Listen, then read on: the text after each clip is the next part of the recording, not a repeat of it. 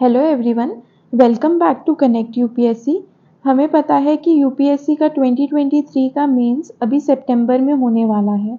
तो एसए के लिए बहुत ही इम्पॉर्टेंट है क्योंकि एसए 250 मार्क्स का होता है। 125 मार्क्स के 2 एसए लिखने होते हैं। तो ये बहुत ही स्कोरिंग सब्जेक्ट है या स्कोरिंग पेपर है। तो ऐसे कैसे लिखें, ऐसे देखते हैं। ये यूपीएससी की वेबसाइट से ही मैंने लिया है। जैसे यूपीएससी जीएस पेपर 1, 2, 3, 4 के लिए अपना सिलेबस मेंशन करती है, वैसे ही वो ऐसे के लिए कुछ पॉइंट्स या कुछ पॉइंटर्स मेंशन करती है। वो हम पढ़ लेते हैं। वो बहुत ही ज़्यादा हेल्पफुल रहेंगे अगर हम उसे अपने ऐसे राइटिंग में इम्प्लीमेंट करें तो सबसे पहले ये मैंने 5 पॉइंट्स में डिवाइड कर दिया है। इसको देख लेते हैं one by one. UPSC says that candidates may be required to write essay on multiple topics. They will be expected to keep closely to the subject of the essay. तो सबसे पहले हमने keep close रखना है। जो भी हमारा topic रहेगा उसके क्लोज ही रहना है, टॉपिक से दूर नहीं भटकना। तो we have to keep close to the topic. Second वो कहता है कि arrange the ideas in orderly fashion. अब जो आपने टॉपिक सिलेक्ट किया, टॉपिक का फ्लो बनाना है। आपने उसका इंट्रोडक्शन दिया, सबको पता है एक अच्छी सी फ्लारी सी कोट यूज करो, इंट्रोडक्शन अच्छा होना चाहिए, बट उस पूरे ऐसे का फ्लो मेंटेन होना चाहिए। कैसे मेंटेन होगा? जब आपके जो ऐसे के सब पार्ट्स हैं वो अच्छी तरह कनेक्ट होके पैराग्राफ्स में मेंटेन होंगे। तो अच्छा फ्लो और कनेक्टिविटी मेंटेन करनी है हमने अपने ऐसे को स्टार्ट करने के बाद। थर्ड वो कह रहा है राइट कंसाइसली। कंसाइसली का मतलब क्या है? ब्रीफ में या शॉर्ट में लिखना है आपको उसे। कोई बात अगर आप लिख रहे हैं तो ये नहीं कि उसे बहुत ही ज्यादा घुमा फिरा के लिख रहे हैं कि अच्छा it will give a good impression to the checker, to the examiner. नहीं, हमें टू द पॉइंट और बहुत ही क्रिस्प एंड क्लियर लिखना है, कंसाइसली, शॉर्ट फॉर्म में। ठीक है। वो आगे वो क्या कह रहे हैं? Credit will be given for effective and exact expression.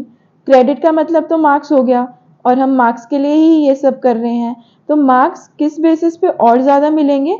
If you are very effective and exact in the expression. Again बात वही आ जाती है, फर्स्ट 3 पॉइंट्स पे अगर हमने फोकस कर लिया तो we will get marks automatically. हमें टॉपिक के अराउंड ही बात करनी है। अपना टॉपिक का इंट्रोडक्शन या बहुत अच्छा स्टार्ट करने के बाद ज़्यादातर एंड होते होते फ्लो टूट जाता है। जैसे आपने स्टार्ट किया था वो आपका पॉइंट मिस हो जाता है, तो वो चीज़ नहीं करनी। हमें फ्लो मेंटेन करना है अपने पैराग्राफ्स का और कनेक्टिविटी मेंटेन करनी है।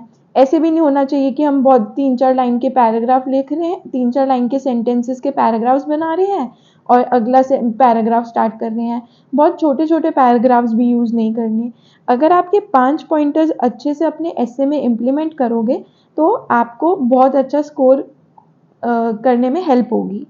अब एक एग्जाम्पल देख लेते हैं। ये 2022 का ही ऐसे है जो यूपीएससी ने पूछा था। अब फॉर एग्जाम्पल ये वाला है, a ship in harbour is safe but that is not what ship is for. अब अगर आपने बोला कि मैम आपने तो बोला कि यहाँ पे लिखा हुआ है कि keep closely to the topic, तो आप शिप के बारे में ही डिस्क्राइब करने लग गए। नहीं, ये जो स्टेटमेंट है इसका एक तो नॉर्मल मोटिव है कि हाँ शिप आपने बहुत अच्छी डिज़ाइन कर दी, बट वो हार्बर में खड़े होने के लिए नहीं है। It is for selling.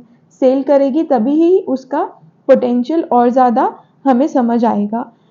एक तो ये नॉर्मल मोटिव हो गया। ये इसके बाकी हिडन मीनिंग्स होते हैं इस स्टेटमेंट के, वो आपको पैरा बाय पैरा एक्सप्लेन करने हैं कनेक्टिविटी और फ्लो मेंटेन करके।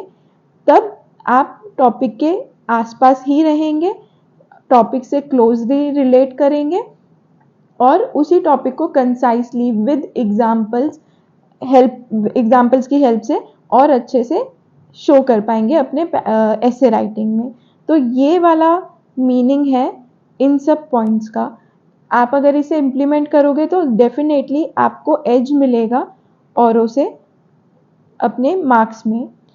तो दिस इज़ फॉर टुडे। अगर आपको और भी कुछ डाउट है, आपको अपने आंसर्स इम्प्रूव करने हैं या कुछ और डाउट है, आप हमारा टेलीग्राम चैनल ज्वाइन कर सकते हैं जिसका लिंक नीचे डिस्क्रिप्शन बॉक्स में है। Thank you so much.